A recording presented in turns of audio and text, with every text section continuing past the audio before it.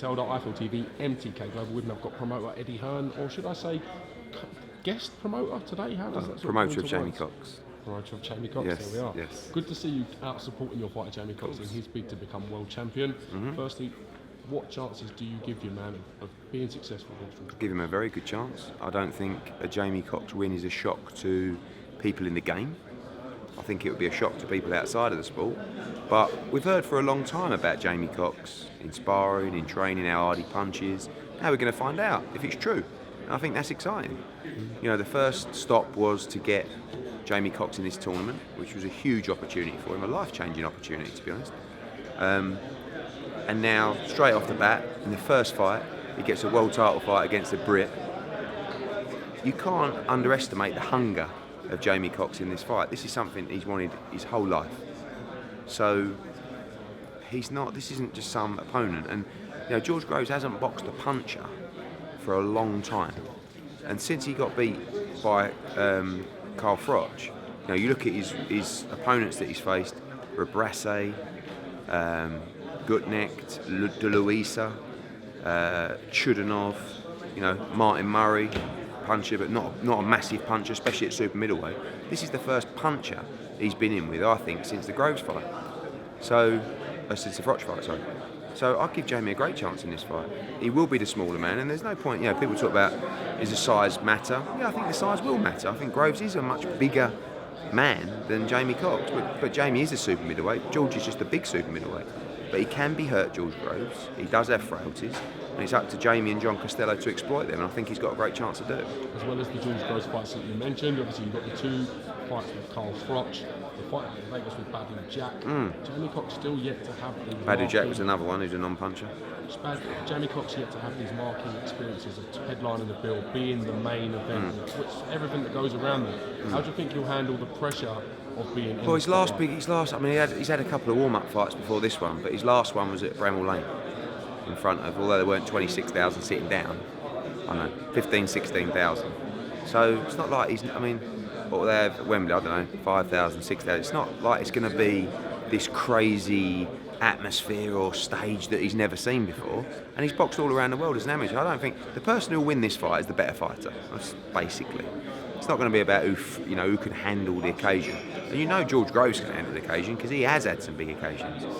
But he's not, in my opinion, and he may not like me saying it, but I think you kind of got to agree with it. He's not the fighter he was against Carl Froch in the first fight. He's not the same fighter that he was then. He's still an excellent fighter. What do you put that reason down to? Just miles on the clock, just age. Not that he's deteriorated. He's just, then he was very young and fresh and fearless, and you know, he might be cuter now and smarter, but I don't believe he's as good a fighter as he was then. He's definitely not as dangerous as he was then, because he used to have that real bit between his teeth, and he had nothing then. Now he's got it all. You know, he's achieved his dream.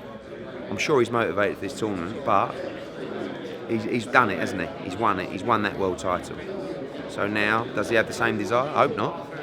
And I hope Jamie Cox does the business and becomes world champion on Saturday. As well as the quarter-final and the WBA super title on the line, it's also a big carrot dangling in the fact that the winner can go on to have a huge fight with Chris Eubank Jr. Did you happen to see his win over Abner? I saw the clips, yeah. I saw the clips was going viral, wasn't it? Great knockout. Thought it was a really good performance. You know, I expected Yildirim to give him a decent fight, and he destroyed him. So yeah, massive props to Chris Eubank. Thought it was a really good performance. And you know, everyone's talking now about Groves Eubank, which is great because Jamie just can come completely under the radar and try and upset the apple cart. And you know, like I said, it wouldn't be a shock to me and people in boxing. We understand his position. We understand he's the underdog, and rightly so, because look at the resumes. But it wouldn't be a shock, and you know, we've got a really good feeling about Saturday. Let's talk a little bit about other fighters coming in. With DILLIAN WHYTE, is there any sort of news regarding what's going on with him? We're close to agreeing his opponent now. It's been a very frustrating process. It won't be Brazil. Brazil wanted the fight. His team reportedly didn't want the fight. That's a real shame because that would have been a good marker stick to see where Dillon's at. It would. And actually, I'm not ruling that fight out, by the way, but just ruling it out for October 28th. And you know, I think 3 or 4 weeks' notice for those guys going into that fight. It was a very risky fight for both. Both were up for it. Dillon's team was up for it, but Brazil's team, you know, they wanted a lot of money, firstly, but generally I think they'd rather stay on the November 4th card. So yeah, but we got a couple of options for the 28th. A lot of fighters that have been in camp training for fights that now realise might not be happening. So we've got guys that probably 4 or 5 weeks ago we were trying to get, and now have resurfaced because their fights aren't happening. And then actually, so we might end up with one that we actually originally wanted. So we'll see. What is going on with new signing Lewis Ritson? We've seen Buzzing, great performance, the yeah. Matchroom stable and the team. Good sort of chance for you to develop another fighter from the north. Yeah, very important market for us up there. And you get told about fighters a lot. You know, oh, this guy you got. You know, and I must have been told half a dozen times about Lewis Ritson. But you can't take it too seriously because you get that all the time. Oh, there's this kid down here. Oh, there's this kid, and he was one of the kids. I think Billy Nelson used to train him, and he always used to tell me, this kid is the real deal. It was only on Saturday when I sat down, and I was really left gobsmacked, to be honest with you, by the performance against Robbie Barrett. You know, he beat Scott Cardle. He's a very competent fighter, very clever fighter, and he absolutely battered him. I mean, he steamrolled him. It's one of the most impressive domestic performances I've seen for a long time. Cardle Ritson, potentially? Yeah, Cardle Ritson Dodd. I'm going to get Ritson out one more time this year, and then we want to go to the North East with Josh Kelly and Lewis Ritson in February or March. But yeah, he came out the ring as he walked down his steps. His dad just said to me, please. Went back to the changing room. We had a good chat. Monday morning, all done. So very straightforward. It's a great opportunity for him.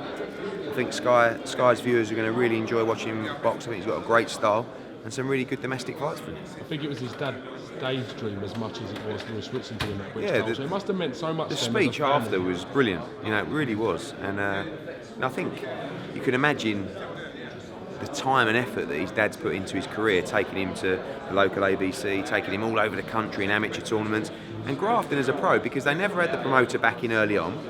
So they had to go and, you know, I'm sure they had cancelled fights here and driving here for no money and there, and you know, now he's done it. He has only had 13 fights, so he's got a lot to learn and a long way to progress. But from what I saw on Saturday night, I think he's certainly many levels above British level already. What fight your promoter is exciting you the most at the moment? What's scheduled? Give me a scheduled fight that you're thinking, do you know yes, what? I can't wait. Probably Frank Buglioni against Callum Johnson. I think it's a great fight. British and Commonwealth light heavyweight titles on the Joshua card. I just think it's a really, really good domestic fight. Callum Johnson's a big puncher, but hasn't really had you know, the smooth career that perhaps he should have had. Buglioni's full of confidence, always in great fights. That's one. Yafai against Ishida actually on the same bill. Cal Yafai is basically on the verge of major nights on HBO in the super flyweight division. He's so lucky that division, his blood is on fire at the moment. Katie Taylor, I'm looking forward to seeing her challenge for the world title.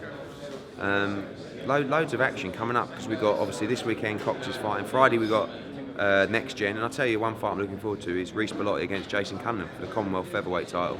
Reece Bellotti's got Arthur Watford coming down to York Hall on Friday night. Then we've got Cox against Groves, and then next weekend, actually I changed the Johnson Buglioni bit to Burt Burnett against Zakianov. The big unification fight in Ireland. I'm really looking forward to that fight. Bit disappointed to see Tommy Coyle. Yeah, he busted his hand up. Yeah, exactly. So we're going to get a replacement for McKenna. Tommy a swift recovery. Yeah. Any news on replacement? We're going to get a replacement. It should be announced tomorrow. It'll be a proper replacement. Tyrone's up for a big fight. I spoke to Matthew Macklin, and we're going to make sure that he gets a good fight on the bill. Josh Kelly's on that bill. Anthony Fowler's on that bill. Really good all-Irish fight between Highland and Ormond on there as well. James Tennyson on the card as well in a title fight. So full of action. And then AJ, and then Monaco, which is a great card, and then New York. So we've got like 4 or 5 weeks of madness, and then we build up for the big one, Bellew versus Hay 2. Roll on 0-2. Your face just lit up. I know, because I can't wait for it. It's just, you know, it's going to bubble nicely, and the press conference was just, you know, it's like, people say, oh, you know, no, they weren't shouting at each other. I said, give it time. It's a good fight. It's a great fight, and you know, I'm really, really confident for Tony Bellew in that fight. It's going to be a great fight. Everyone's excited, and you Yeah. can't. The thing is, whether you thought Bellew won the first one conclusively or not, it's exciting to see how David Hay comes back from it. It is, and certainly you know, his last chance to lose. Yeah, 100% last chance to lose. But people realise this time it is a really good fight. Last time it was like, you know, oh, it's a great event, but let's be honest, what chance has Bellew got? Now people realise Bellew can take the power, he can mix with him, and I believe he's going to do it all over again. Eddie Hearn, thank you very much for coming to IFL TV. Great to get you on the channel, champ. Cheers, mate. We'll catch you soon. Thank you. Do that.